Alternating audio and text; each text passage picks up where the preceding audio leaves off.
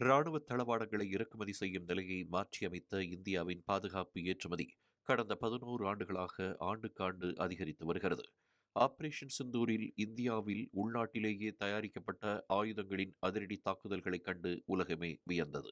குறிப்பாக சீனா மற்றும் துருக்கியிலிருந்து வாங்கி பாகிஸ்தான் பயன்படுத்திய ஏவுகணைகளையும் ட்ரோன்களையும் நடுவானிலேயே இடைமறித்து அழித்து தனது ராணுவ வலிமையை இந்தியா உலகத்திற்கு காட்டியது.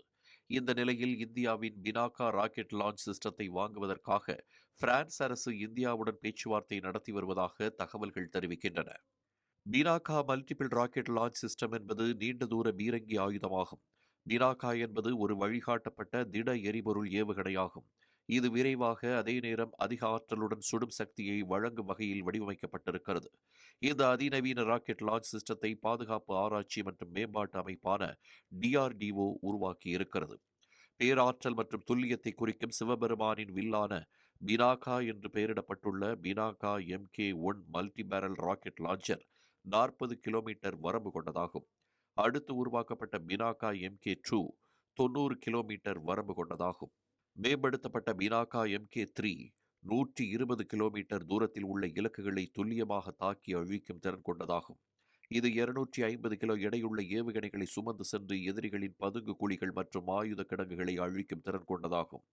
ஏற்கனவே உள்ள பினாகா ஏவுகணை தளத்தில் இருந்தே பினாகா MK3ஐ ஏவ முடியும் என்பதால் கூடுதல் செலவுகள் இல்லை என்பதே இதன் சிறப்பம்சமாகும்.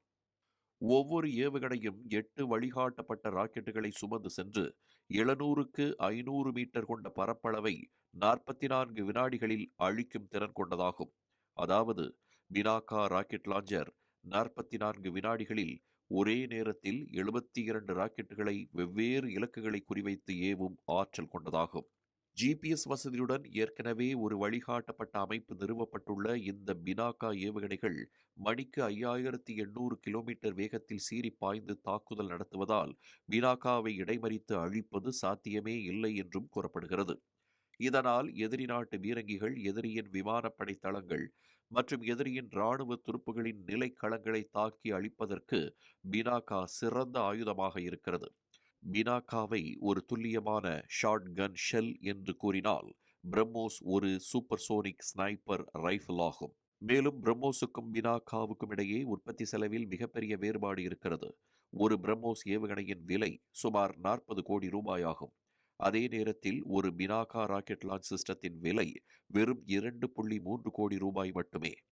பினாகாவின் ஆற்றல் மற்றும் துல்லியம் மட்டுமல்லாமல் இந்த குறைந்த விலையே சர்வதேச நாடுகளுக்கு பினாகாவை வாங்கும் ஆர்வத்தை தூண்டியிருக்கிறது. பிரான்சிடமிருந்து சுமார் 3.25 லட்சம் கோடி ரூபாய் மதிப்பிலான 114 ரஃபேல் போர் விமானங்களை கொள்முதல் செய்ய இந்தியா தயாராகி வருகிறது. அதே நேரத்தில் 2027ஆம் ஆண்டுக்குள் ஓய்வு பெறவிருக்கும் அமெரிக்காவின் M270 லான்ஸ் ராக்கெட் அமைப்புக்கு மாற்றாக இந்தியாவின் பினாகா ராக்கெட் அமைப்பை வாங்க பிரான்ஸ் பேச்சுவார்த்தை நடத்தி வருவதாக தகவல்கள் தெரிவிக்கின்றன.